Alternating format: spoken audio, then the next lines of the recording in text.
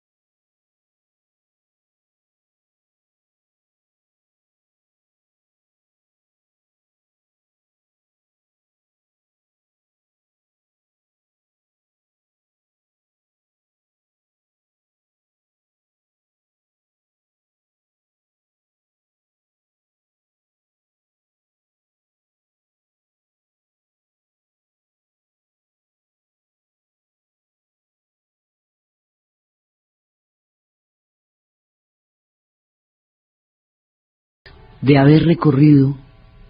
más de 5000 años de historia de la mano de los maravillosos egipcios, hoy empezamos otro ciclo completamente distinto. En 1945 terminó la Segunda Guerra Mundial, es decir, se cumplen en el 2005 60 años de la caída de Berlín, de la entrada y liberación de los campos de concentración de Dachau, de las conferencias de Yalta y de Potsdam, en donde se repartieron el mundo después de la Segunda Guerra Mundial, de la bomba de Hiroshima, de la bomba de Nagasaki, de todas estas tragedias que sacudieron la conciencia histórica del mundo. Las personas que vivieron la Segunda Guerra Mundial hoy están muriendo, ya quedan pocas, su tiempo de vida se acaba. Estos veteranos han pedido al mundo en este aniversario, en este tiempo, que no se olvide lo que vivieron, que no se olvide la tragedia que sufrieron y que no se olviden las lecciones que se deben sacar de estos dos acontecimientos que atravesaron y desangraron el siglo XX. Empezamos nuestro ciclo recordando a esos veteranos y siguiendo sus voces y contando sus historias para que no se olviden las lecciones de estos acontecimientos tan dramáticos del siglo XX. Las dos guerras mundiales son una sola en dos rounds. Es la Primera Guerra Mundial, a la que llaman la caída de las águilas, porque fue el fin de las dinastías de Europa. Esa dura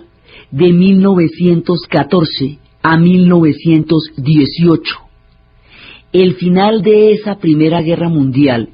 que son los acontecimientos que se van a desencadenar a partir del magnicidio de Sarajevo y que va a terminar con la era de los imperios y con las dinastías, y dentro de la cual sucede la revolución bolchevique que cambia el rumbo de la guerra. Esa Primera Guerra Mundial va a terminar con el Tratado de Versalles, y el Tratado de Versalles va a recaer toda la responsabilidad histórica del conflicto sobre Alemania, cuando el conflicto lo realizó, en realidad lo inició Austria-Hungría, cuando declararon la guerra a Serbia, después del asesinato del archiduque. Bueno, todo eso lo vamos a ver despacito y sin prisa, pero la guerra se detona por el magnicidio del archiduque, digamos, esa es la chispa, el detonante, y la empieza Austria. Alemania es aliada de Austria y en esa medida entra en el conflicto porque hay unos sistemas de alianzas muy complejos que también entraremos a dirimir, y empiezan a meterse en la guerra, y de un lado van a estar los imperios y del otro lado van a estar las potencias. Al final de la guerra, Austria ya hacía mucho tiempo se había quedado atrás en el conflicto. Alemania queda sola hasta el final. Y habiendo Alemania movido las divisiones hacia Europa Occidental, cuando Rusia se retira de la guerra, Alemania, cuando van a firmar el Tratado de Versalles, va a quedar como responsable de toda la guerra, va a recaer sobre ella toda la culpa de lo que pasó, de la tragedia. Nadie se imaginaba que esto fuera una tragedia tan grande, y va a quedar despedazada, va a quedar completamente su territorio cercenado, su economía empeñada, porque los van a poner a pagar la reconstrucción de Europa, la prohibición de ejércitos. Bueno, el Tratado de Versalles va a ejercer sobre Alemania una presión tan terrible, y va a quedar tan mal terminada esta guerra. Los términos de la paz de Versalles fueron tan desastrosos para Alemania, tan inequitativos para muchos otros pueblos. Por ejemplo, los italianos sintieron que no hubo ningún tipo de comparación entre el por qué se metieron ellos en la Primera Guerra Mundial y el que sacaron a cambio. Entonces, hay muchos países que se van a sentir francamente estafados. Y en el caso de Alemania, Alemania se va a sentir asaltada, totalmente asaltada por un tratado que la despedazó. Estas terminaciones tampoco que no se compadecen con lo que pasó durante el conflicto, o digamos con la responsabilidad que todos tuvieron en el conflicto, va a hacer que un ánimo de venganza, poco a poco, se vaya arraizando y se vaya afincando en estos dos países, Alemania e Italia. Ese ánimo de venganza más adelante va a ser canalizado y llevado a un proyecto por la figura de Adolfo Hitler, quien va a aprovechar el grado de desolación en que Alemania queda para exacerbar con un discurso de revancha un orgullo herido que va a convertir en una de las fuerzas más destructoras que la humanidad haya conocido jamás. Entonces, la Segunda Guerra Mundial es el resultado de la terminación de la Primera, y no podemos entrar a estudiar la Segunda Guerra Mundial sin haber conocido la Primera, porque si no, no se entiende. La Segunda Guerra Mundial va a durar de 1939, 1 de septiembre, a 1945. Esa es la duración. Y es el segundo round, la segunda etapa de un mismo conflicto. Y es como los europeos van a llegar a un punto en que sus diferencias los van a arrastrar a un abismo que ellos nunca se imaginaron que existiera y que la humanidad no ha debido conocer jamás, porque en estas dos guerras se traspasaron barreras que no se debieron haber traspasado nunca. Entonces, si no se entienden como conjunto, si no se entienden como la una continúa la otra y deja los hilos que quedaron sin terminar, los retoma y los convierte en una hecatombe, no puede uno imaginarse por qué se dio ni la Segunda Guerra Mundial, ni el surgimiento del fascismo en Italia, ni el surgimiento del nazismo en Alemania, ni la derrota del comunismo en las diferentes revoluciones que se dieron en Europa, terminada la Primera Guerra y triunfante la revolución bolchevique en la Unión Soviética. Entonces, todo esto es lo que nosotros vamos a ver despacito como una unidad, la Primera y la Segunda Guerra Mundial, como una unidad temática dentro de ejes que quedaron inconclusos y que llevaron a una segunda conflagración que nadie quería, que nadie imaginaba, que todo el mundo trató de evitar y no se pudo evitar, y sucedió la cosa más terrible. Ahora, las guerras mundiales tienen una serie, de interrogantes y de enigmas que, a pesar del tiempo que ha pasado, aún no tienen una respuesta definitiva y concluyente. ¿Por qué? Si los europeos habían logrado tal grado de civilización, si habían tenido un esplendoroso siglo XIX, si habían desarrollado la teoría de la evolución, la idea de progreso, si habían desarrollado la tecnología que liberaría al hombre de la esclavitud, Se habían desarrollado los sistemas económicos que plantearían alternativas diferentes. Tanto el socialismo como el liberalismo se desarrollan en el siglo XIX. Si había ideologías utópicas, si había un desarrollo cultural impresionante, si en el arte habían conocido a los gigantes, si en la música habían dado a los más maravillosos, si habían compendiado una civilización espléndida, si habían escrito a Marcel Proust, si habían desfilado por sus libros Víctor Hugo, Alejandro Dumas, Charles Dickens, si habían conocido a Oscar Wilde, ¿por qué una civilización que había conocido a Kant y que había conocido a Hegel y que había conocido a Schiller, por qué los que habían dado el punto más alto de civilización, por qué, si según la idea de progreso, en el momento en que todas las condiciones se cumplieran, las civilizaciones entrarían en una etapa de prosperidad, progreso, democracia y sostenibilidad para todos? ¿Por qué cuando más se aproximan al esplendor, caen en el abismo, caen en la hecatombe y se suicida la razón en 2 ocasiones seguidas en un mismo siglo? ¿Por qué se produce este suicidio de la razón? ¿Cuáles son los elementos que van a llevar a que una civilización que llevaba 6-7 siglos de construcción vaya en su madurez y en su punto más alto a llevar al mundo a una destrucción tan grande? ¿Por qué se va a volver una guerra mundial? ¿Por qué no va a ser una guerra puramente europea, cuando todos los gobiernos que se van a enfrentar están dirigidos por nietos de la reina Victoria y todos son primos? Es un conflicto familiar, el primo Nicky y el primo Willy. Entonces, ¿por qué no hacen una cena tranquilamente un domingo por la tarde?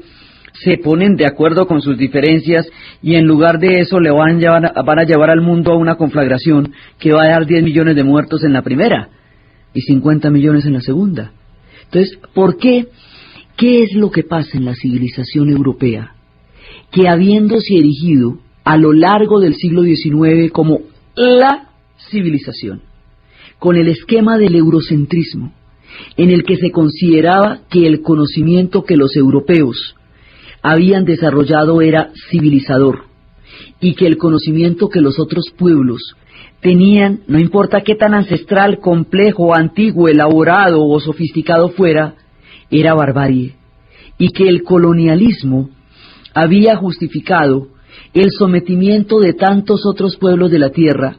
por parte de aquellos que habían desarrollado la civilización, porque su conocimiento se consideraba superior, más complejo, más elaborado y más enaltecedor que el conocimiento de los pueblos que sometieron. ¿Por qué? Si el siglo XIX le perteneció a Inglaterra, si desarrolló un grado de adelanto que la situó a años luz de cualquier otro país europeo, ¿por qué si en Alemania se desarrolló el punto más alto en el pensamiento filosófico, con seres como Emmanuel Kant, del que decía Antonio Machado Tartarín de Königsberg, con el puño en la mejilla todo lo llegó a saber, porque sin haber abandonado jamás su tierra natal, su pequeño pueblo de Königsberg, entendió la universalidad del pensamiento y desarrolló una de las teorías del conocimiento más elaboradas y complejas de cuantas existen en el desarrollo del pensamiento filosófico occidental? ¿Por qué donde aparecen personajes como Kant, música como la de Beethoven, por qué donde aparecen estos picos de la cultura van a pasar semejantes barbaridades? ¿Cómo se va a enredar la geopolítica de una manera tal que una maraña de acontecimientos desemboque en una conflagración de un tamaño que a nadie se le había ocurrido antes que pudiera suceder? ¿Por qué en este momento, cuando existen las ametralladoras, entran a jugar un papel aterrador? Porque la capacidad de fuego que se tiene en la Primera Guerra Mundial nunca antes se tuvo. Y entonces, como todo el mundo, hay una teoría que dice que todo el mundo pelea la guerra del presente como peleó la anterior. Entonces peleaban la guerra de trincheras como si fueran las batallas, que se habían hecho durante las guerras napoleónicas, durante las guerras de Alsacia y Lorena, durante las guerras entre Prusia y Francia, y nota que esta era una guerra completamente diferente. Entonces, todo el mundo está con un esquema anterior. Hay una época de florecimiento previo que se conoce como la Belle Époque, que era un tiempo en que el arte se estaba innovando de una manera impresionante porque empiezan a aparecer los primeros vestigios de lo que será el cubismo y lo que el movimiento Fauver. El arte va a ser importantísimo en nuestra narración, importantísimo, porque habrá momentos en los días más oscuros y sombríos de nuestro relato que solo el arte existirá para iluminar el corazón humano y dar una directriz clara sobre las heridas que se hicieron contra la humanidad en estas guerras. Solo el arte tendrá la lucidez y la claridad de explicar lo que las palabras ya no van a poder decir, lo dirán entonces las imágenes. Entonces, cuando uno se mete en estas guerras mundiales, primero se pregunta, ¿por qué si la civilización europea es el producto de la razón, y la razón desde la Ilustración y antes aún, desde la época de Descartes y de Copérnico, había sido el instrumento a través del cual se desarrollan las sociedades? Y si a partir de la Ilustración se convierte en el faro, la guía, para el desempeño de un mundo más justo, si eso se convierte en la manera como la gente va a poder desarrollar el contenido de sus libertades, si en el discurso de la razón está el discurso de los derechos humanos, si dentro de ellos está el concepto de ciudadano, si dentro de ellos está el concepto de libertad, ¿cómo va a caer el mundo en semejantes totalitarismos y cómo va a llegar la razón a suicidarse de una manera tan rotunda, llevándose por delante al mundo entero, viniendo de la civilización que más alto grado de desarrollo había llegado a tener en ese momento en el planeta? Esa pregunta tiene miles y miles de respuestas y aún ninguna definitiva, y las lecciones que hay que sacar de ella aún hay que sacarlas, porque son abismos y bordes que siempre hay que contemplar. Entonces, los europeos, que habían desarrollado semejante cantidad de conocimiento, y que empiezan el siglo XX con un optimismo impresionante, hay una época, hay un clima de optimismo, hay una glorificación de la violencia y de la guerra, hay una cultura de la guerra, que considera que la violencia es la partera de la historia, y que los soldados se enaltecen en tanto guerreros, y eso se va a ver confrontado con el terror y el horror de las trincheras, y la gente que sale de ahí va a salir tan herida que no va a querer volver a saber de una bala jamás, porque no van a poder olvidar las cosas que sucedieron en las trincheras. Alrededor de estos relatos va a estar siempre la literatura, sin novedad en el frente. Contará 20 años después, cuando el soldado alemán que escribió ese libro lo va a escribir porque no pudo volver a dormir después de haber salido de las trincheras, y cuando lo escribe ya están en la posprimerías de la Segunda Guerra Mundial y ya no está de moda criticar la guerra porque de nuevo en Alemania está surgiendo el espíritu bélico. Vamos a ver por qué cada uno de los pueblos se va a meter en esa guerra, por qué al tener colonias y al llevar los ejércitos de las colonias al conflicto, lo universalizan, y por eso se va a volver mundial, porque es que va a haber una cantidad de pueblos africanos peleando allá. Más adelante va a entrar Japón, más adelante va a entrar Estados Unidos en la primera, y en la segunda Japón será un protagonista. Entonces vamos a ver por qué se van a producir todas estas cosas. Vamos a ver cómo la radio cantaba esas canciones en esa época, cómo el cine cuando apareció empezó a recrear, porque mientras pasan las dos guerras mundiales hay una cantidad de transformaciones que se van a ver involucradas en la Segunda Guerra Mundial. Vamos a atravesar las trincheras, los campos, la geopolítica, las intrigas, el poder, los nacionalismos, la fuerza de los nacionalismos, lo que va a ser, lo que significaría la unificación de Alemania y la unificación de Italia como estados nacionales tardíos en la Europa del siglo XIX, el surgimiento de Serbia como nación y el proyecto de la Gran Serbia, la decadencia del imperio austrohúngaro con un emperador nublado por la tragedia, fuera de época, incapaz de mirar la gravedad del mundo en el que estaba viviendo. Vamos a ver cómo el imperio soviético, el imperio de los zares, decaerá en manos de un gobernante ajeno por completo al tiempo en que tenía que gobernar, cegado por telenovelas, como el hecho de que su hijo fuera hemofílico y su esposa le parara bolas a un médico brujo que era Rasputín,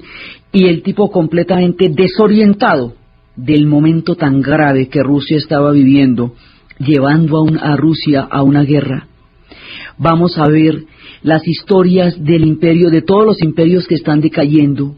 Vamos a ver cómo los ingleses,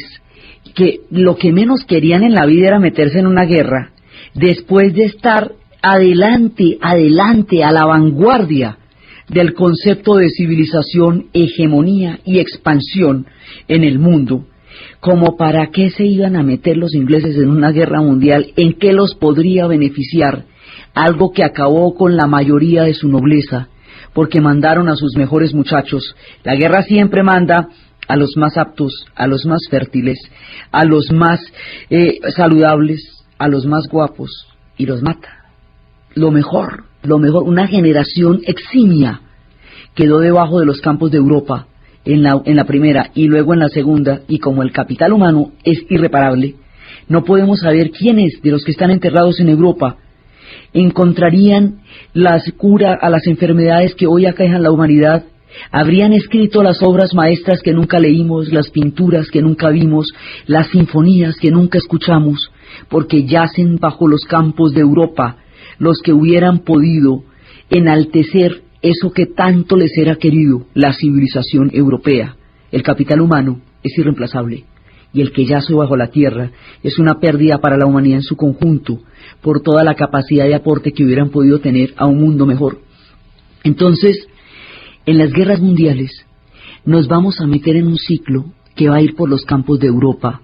En la primera, que va a ir por las trincheras, que va a ir por las batallas de Verdún y las batallas de Somme, y el heroísmo de los taxistas del Marne movilizando a los soldados hacia la frontera con Bélgica. Vamos a ver cómo los italianos sienten que pueden recuperar territorios del antiguo imperio romano en la mitad de las dos guerras. Vamos a atravesar un camino lleno de vicisitudes, de historias, de tragedias, de heroísmos, de lecciones, de paradojas, de valor enaltecido, de cobardía sin límites, de pueblos enteros que hicieron los esfuerzos sobrehumanos. El esfuerzo que el pueblo inglés va a hacer en la Segunda Guerra Mundial no tiene límites, y lo que el pueblo ruso estuvo dispuesto a sacrificar por ganar esa guerra es indescriptible. Vamos a atravesar campos de nieve, trincheras terribles, días de sol y amaneceres. Vamos a atravesar a los australianos que salían de sus campos de ovejas pensando que iban a conocer el mundo, creyendo que se les iba a hacer tarde para llegar a la Primera Guerra Mundial y poder ver de cerca las batallas, y se van a encontrar con unos lodazales en las trincheras sin salida, y van a extrañar entonces esos campos de ovejas que tan aburridores les aparecían en esa inmensa Australia donde nada pasaba. Se van todos para allá y van a morir en Gallipoli como patos, y van a morir en las trincheras los Anzacs, escuadrones neozelandeses, australianos y neozelandeses. Por su valor, cada vez van a mandar más y más gente, y de Australia y Nueva Zelanda va a morir un montonón de gente en esa guerra. Vamos a ver el sueño con que los antiguos soldados que estaban acostumbrados a los bailes de los salones en el tiempo de Ana Karenina, con sus charreteras brillantes y con sus plumajes sobre los cascos y sobre los yelmos que se miraban al rayo del sol, van a encontrar que la guerra tiene límites horribles, y que la elegancia, la gallardía y todo ese espíritu romántico del que estaban teñidas las guerras en la batalla de Borodino, en la época de las guerras napoleónicas, todo eso va a quedar atrás, y se van a enfrentar a los nidos de ametralladoras, y se van a enfrentar a las trincheras con ratas, y al gas mostaza, y a los inviernos, y a los vientos de costado, y a las alambradas, y a las estrategias inútiles y al desperdicio de vidas sin ninguna consideración y a la arrogancia de los generales que no pensaban en la vida de sus hombres y a las ilusiones de tantos que creyeron librar guerras caballerescas como las que se libraban en el medioevo, que pensaron que se iban a enfrentar con otros caballeros en la lid del honor, pero las armas modernas no permitían tales honores. Con las ametralladoras no hay tiempo para las venias, los asesinatos son masivos y el esquema de trincheras entierra ejércitos enteros en Europa, de manera que avanzar no significa nada, pero en cambio cobra muchísimas vidas. Entonces, todos estos acontecimientos que van a transformar por completo la historia del siglo XX, vamos a ver cómo se desencadenan. La Primera Guerra Mundial es particularmente compleja, porque es el resultado de una cantidad de tensiones y de fuerzas geopolíticas opuestas, cuando la historia desata flechas en distintas direcciones al mismo tiempo: el tiempo de los nacionalismos, el tiempo del socialismo, el tiempo de la expansión de las potencias, el tiempo de la decadencia de los imperios, el tiempo de la voracidad de quienes están buscando un reparto de un mundo ya repartido, el tiempo de una cantidad de nuevas tendencias que van a explotar en acontecimientos que nadie pudo prever y frente a los cuales no existía una dimensión de hacia dónde se estaba llevando al mundo con semejante tragedia. Eso lo vamos a ver. Vamos a ver cómo estalla esa Primera Guerra y cómo esa Primera Guerra había tenido alarmas anteriores que no se habían podido escuchar, porque como la historia se escribe en replay, entonces usted cuando ve en video pues ya sabe cómo era la cosa. Es lo mismo que ver un partido de fútbol. Usted en video ya puede ver si había mano, si el jugador estaba en el lugar que era, estaba habilitado o no estaba habilitado, así cualquiera. Hoy por hoy sabemos qué es el nazismo, hoy por hoy sabemos qué pasó, pero en aquella época ninguna de estas cosas tenían claridad. Nadie sabía en la primera que estaban a punto de una conflagración que la humanidad no había conocido jamás. Y nadie sabía en la segunda que no eran estos prusianos de honor, no eran estos alemanes heridos por la Primera Guerra Mundial, sino una mutación distinta ideológica que se llamaba el nazismo y que nadie podía entender o intuir que era la que llevaba a un tipo de conflicto completamente diferente. En la Segunda Guerra Mundial la población civil quedará involucrada como objetivo militar y desde entonces la población civil quedó de rehén en los conflictos, de botín en los conflictos, y todavía no se ha logrado sacar a la población civil de los conflictos y volver a los combatientes, desde que en la Segunda Guerra Mundial se declaró que la estrategia era derrotar al enemigo y todo se consideraba parte del enemigo: los puentes, las carreteras, las granjas, los patos y las gallinas. Todo lo que hubiera a su paso servía de abastecimiento o de base para el enemigo y por lo tanto era un objetivo militar. Desde que eso cambió, desde que en la Primera Guerra Mundial fueron solamente soldados, terrible, pero solamente soldados. Y si usted no estaba cerca, si usted tenía un puestico de perros por donde iba a la batalla de Verdún, se lo llevan. Pero nadie lo iba a buscar al puestico de perros. En la segunda sí, en la segunda le van a buscar el puestico de perros y se lo llevan. Entonces, en la segunda la población civil va a jugar un papel de rehén, absolutamente aterrador: ciudades ocupadas, ejércitos invasores, una guerra relámpago que a todo el mundo sumirá en una oscuridad súbita, porque el tiempo en que sucedió fue tan rápido que nadie se alcanzaba a pellizcar a qué horas había pasado todo eso. Todas las diferentes sistemas de alianzas, todo eso lo vamos a ver a lo largo de los siguientes ciclos, y con ello las preguntas, los artistas, los generales, los soldados, el soldado desconocido, los civiles, la música, la radio, las historias, el periodo entre guerras, las grandes vanguardias artísticas del siglo XX, faro, luz y lucidez de un tiempo de total oscuridad. Los locos años 20 que le siguieron a la Primera Guerra Mundial, en donde la gente lo único que quería era olvidar y cuando los estudios de Hollywood llegaron a tener un auge impresionante porque todo el mundo quería la máquina de sueños, nadie quería que le contaran realidades, porque la realidad estaba tan maluca que lo que había que hacer era ir a cine, como en La Rosa Púrpura del Cairo de Woody Allen, cuando Cecilia, la protagonista, tenía una vida tan miserable que solamente sentarse en la pantalla le daba alguna razón para levantarse cada día.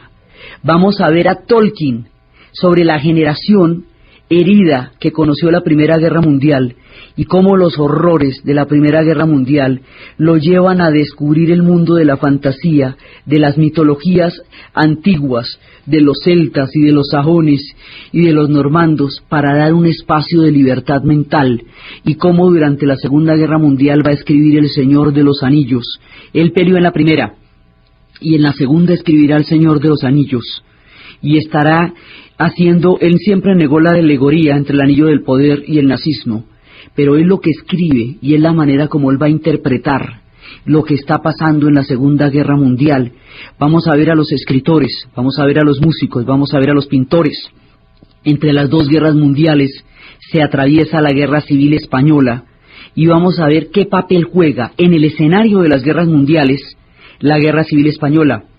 En la Primera Guerra Mundial se atravesó la revolución bolchevique, porque la guerra mundial hace que la población rusa no aguante más. La población rusa había sido derrotada en 1905 por una guerra entre Rusia y Japón. Y después de eso va a haber una gran revolución en 1905 aplastada terriblemente por las fuerzas del zar.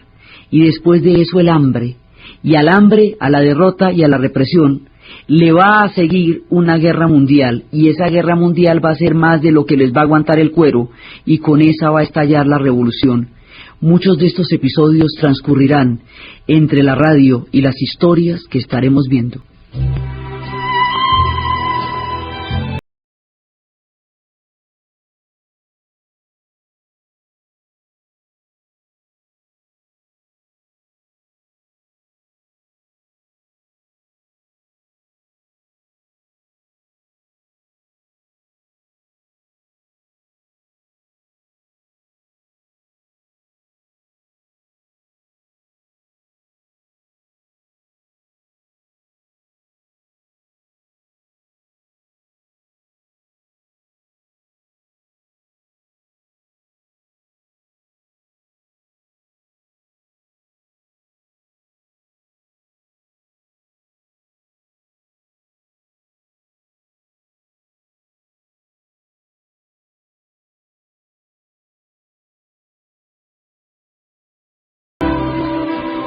Vamos a ver las canciones de esperanza, como esta que escuchábamos, donde volverán a volar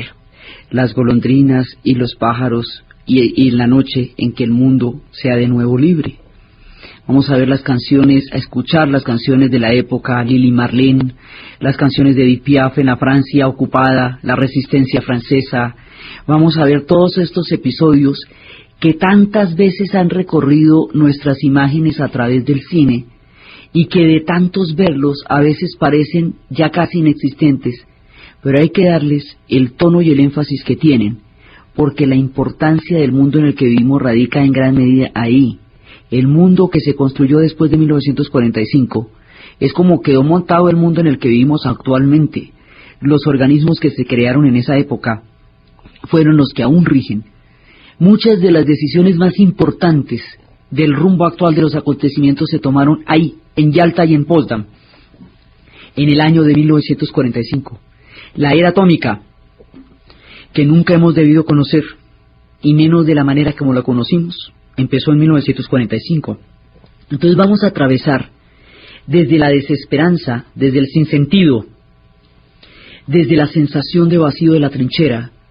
hasta noches de esperanza, episodios impresionantes. Vamos a ver durante todos estos episodios, desde la época de los sueños de Sisi Emperatriz, antes de que el mundo conociera las conflagraciones, hasta los sombríos campos en que se vieron metidos tantos muchachos de tantas generaciones, y toda la época en que los escritores estaban produciendo cosas magníficas, los adelantos que se descubrieron durante todas estas guerras. En la Segunda Guerra Mundial se descubre el radar, y el radar hace la diferencia para los ingleses. Vamos a ver el heroísmo de las resistencias que se hicieron, los espías, las redes, los pilotos que eran rescatados, la población ayudando a costa de terribles sacrificios. Vamos a ver lo que significaba para el mundo europeo esa guerra y lo que pasó después, cómo después empezaron a existir estados benefactores porque no era posible, después del compromiso de las mujeres inglesas. Durante la Primera Guerra Mundial empieza a aparecer el voto femenino. Eso es lo que le da la victoria a las sufragistas, porque su entrega durante la Primera Guerra Mundial fue reconocida con el voto a la mujer. Las historias de las enfermeras que atendían a esta cantidad de soldados en frentes interminables, que eran todas esas batallas. Vamos a ver capítulos de extremo heroísmo, como los que eran los de la resistencia, como los trenes que fueron desviados muchas veces. Vamos a ver hasta dónde el antisemitismo estalló en la conciencia de Europa, con el episodio más aterrador del Holocausto, que no se entiende si no se ven 2000 años de antisemitismo, y que nunca se debe olvidar ni el de ellos, ni el de los gitanos, ni el de los españoles republicanos, ni el de los anarquistas y socialistas, y todos aquellos opositores de cualquier índole al Tercer Reich que por el solo hecho de oponerse murieron en los campos de concentración, ni el suicidio de Stefan Zweig, que en 1942, Stefan Zweig, el gran historiador, el gran biógrafo, el que escribe los momentos estelares en la historia de la humanidad, que se va a suicidar en 1942 por no soportar el suicidio de la razón. Vamos a ver los pactos entre Hitler y Stalin que sacrifican a Polonia. Vamos a ver el resurgimiento de naciones. Polonia había sido repartida durante 150 años entre Austria, Prusia y Rusia. Después de la Primera Guerra Mundial, Polonia reaparecerá como país y existirá la Yugoslavia. Los destinos de Europa se baten y se agitan durante estas guerras mundiales, y aparecen naciones, y aparecen pueblos y proyectos que de otra manera no hubieran podido aparecer, y toda clase, digamos, de acontecimientos se precipitan. Entonces nosotros vamos a hacer todo este recorrido. Primero vamos a ver la primera, porque es que la primera es clave, porque ahí es que empieza el conflicto, digamos, el conflicto es ese, y esos son los protagonistas, y ese es el escenario, y sobre ese escenario y los dramáticos acontecimientos con los cuales termina, es que va a ser prácticamente inevitable el segundo round, que por ser más reciente es el más recordado y es el que más veces se ha visto ante nuestros ojos en imágenes documentales, porque además ahí ya existen cantidades de documentales, cantidades de material gráfico que apoya, y mucha gente que lo vivió, muchísima gente que sobrevive. De la primera ya no sobrevive nadie, pero de la segunda sí, y están muriendo, y con su memoria no se debe ir nunca el recuerdo de estos acontecimientos. Entonces vamos a ver todo eso a lo largo de la serie que hoy comienza. Y vamos a comenzar nuestro relato en la Europa del siglo XIX, porque ahí es donde se va a cocinar lo que va a estallar a comienzos del siglo XX. Entonces, en el siglo XIX, después de las guerras napoleónicas, en 1812, cuando Napoleón es derrotado, se van a inventar un orden mundial que se va a conocer como el mundo de la Santa Alianza. La Santa Alianza, liderada por Austria, ideada por Metternich, va a tener dos propósitos definidos. Primero, evitar que una guerra en Europa se esparza, se riegue y coge el carácter de una guerra europea, porque una vez que eso se esparce, no hay quien lo pare. Las guerras napoleónicas habían llegado hasta Rusia y habían comprometido la totalidad del continente. Entonces a Francia la reducen hasta los límites actuales, y si no hubiera sido por Fouché, un tipo que era el más grande transformista, camaleón de la política, la desaparecen, la reparten, pero Fouché logró mediante su astucia, que Francia quedara como Francia es. Entonces, la idea de la Santa Alianza era retroceder todo lo que pasó en la Revolución Francesa, impedir que futuras revoluciones se esparcieran sobre Europa y que los conflictos europeos se volvieran imparables y se tuvieran el comportamiento de una mancha de aceite o un reguero de pólvora que nadie pudiera detener. Esa Santa Alianza está en contravía con la formación de las revoluciones románticas, que son las revoluciones por los parlamentos. Muchos estados todavía están bajo regímenes absolutos de monarquías absolutas y quieren parlamentos como los que tenían los habían resuelto los ingleses 2 siglos antes. Entonces, la Santa Alianza es el primer orden que se va a consolidar, y ese orden, que es el que cabeza Viena, va a estar estable, pues fue bastante estable, digamos, le dio 90 años de paz a Europa, no porque no tuvieran conflictos, no porque no tuvieran revoluciones, ni levantamientos, como los hubo en la Comuna de París y en las revoluciones románticas, sino porque efectivamente ningún conflicto europeo llegó a tener un carácter continental, o sea, no pasaron de los sitios y los lugares donde se dieron los conflictos. Hacia finales del siglo XIX, aparecen 2 estados nacionales que antes no existían. Alemania, alrededor de la figura del Estado prusiano, del proyecto militar prusiano, Alemania va a empezar a existir como nación.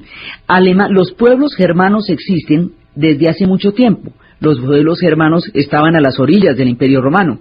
Hubo guardias del Imperio Romano que eran de origen germano. Los pueblos germanos están desde hace 2000 años, desde las épocas de Julio César, pero nunca se habían unificado como nación. Ahora, alrededor de Prusia, se van a convertir en una nación bajo un proyecto militar unitario, que algunos quieren que sea expansionista y otros que no.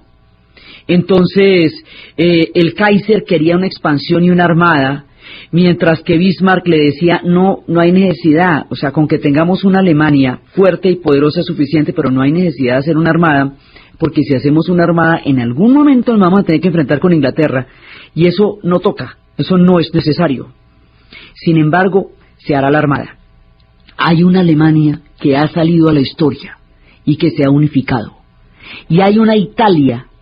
que también se unificó, no alrededor de un proyecto bélico, como la Alemania, sino alrededor de un proyecto político, dirigido y encabezado por un personaje que se llama Giuseppe Garibaldi, que no es ni un bar, ni un mariachi, ni una plaza, sino el unificador de Italia. Giuseppe Garibaldi estableció un sistema de alianzas con los diferentes principados. ¿Por qué Italia nunca había sido un estado nacional antes? Porque todas habían sido ciudades-estados. Y esas ciudades-estados eran tan poderosas en tiempo del Renacimiento que ninguna sometió a otra. Y esa atomización tampoco pudieron jamás dirimir las diferencias entre el Papa y los reyes. Los poderes internos los mantuvieron en las guerras entre güelfos y gobelinos durante siglos.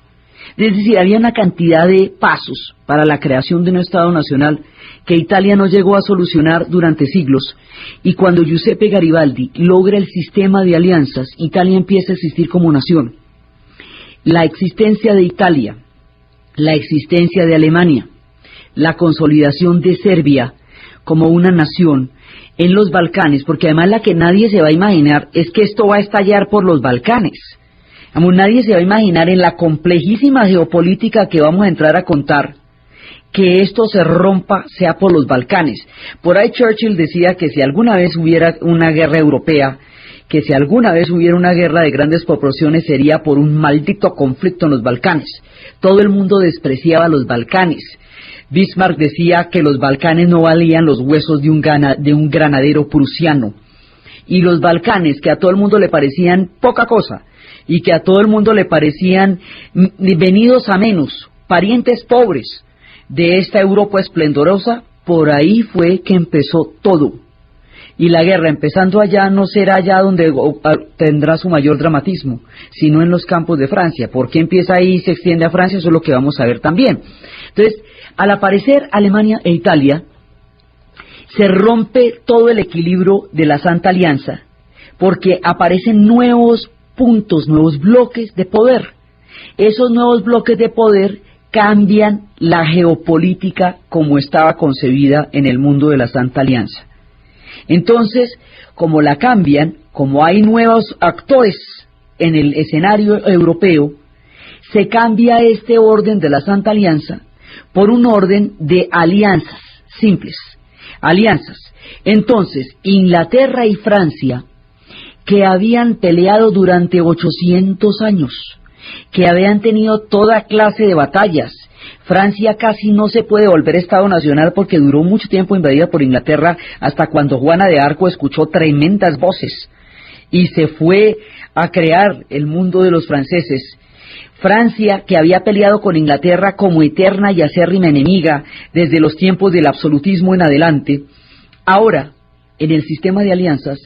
van a hacer las paces, se van a tomar un tecito, van a quedar regios, y esto con galletitas va a ser tan cuco y tan simpático que esa alianza se va a llamar la Entente Cordiale, porque esto fue dentro de la mayor educación. Entonces, Francia e Inglaterra se convierten en aliados y se van a aliar con la Rusia zarista, la Rusia de Nicolás II. La Rusia de Nicolás II es un imperio colosal en manos de un hombre imbécil. Después de que sus antecesores, Alejandro I, Alejandro II y Nicolás I, habían metido dentro del imperio, habían anexado al imperio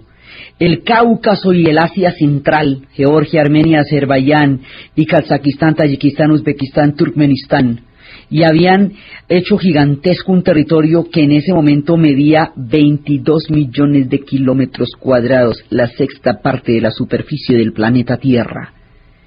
Allá gobernaba un hombre que no tenía ni idea qué era lo que estaba gobernando. Este hombre va a entrar en las alianzas con Inglaterra y Francia, y ahí se nos forma un bando. El otro bando va a ser la Alemania naciente con el Imperio Austrohúngaro, y el Imperio Austrohúngaro está en ese momento en un periodo crítico, porque su emperador, un hombre de honor y un hombre de viejos abolengos, no comprende el albor del siglo XX, no entiende que las épocas están cambiando, y su corazón está nublado por las tragedias, por el asesinato de su esposa Sisi emperatriz a manos de un anarquista partidario de la creación de Italia. Después vamos a ver qué significan todas estas tendencias políticas y todas estas palabras, pero él le va a matar a Sisi, que era Roma Schneider, y la Romy Schneider era pues el personaje más adorado, la Sisi emperatriz, que hasta cómics hubo de Sisi emperatriz.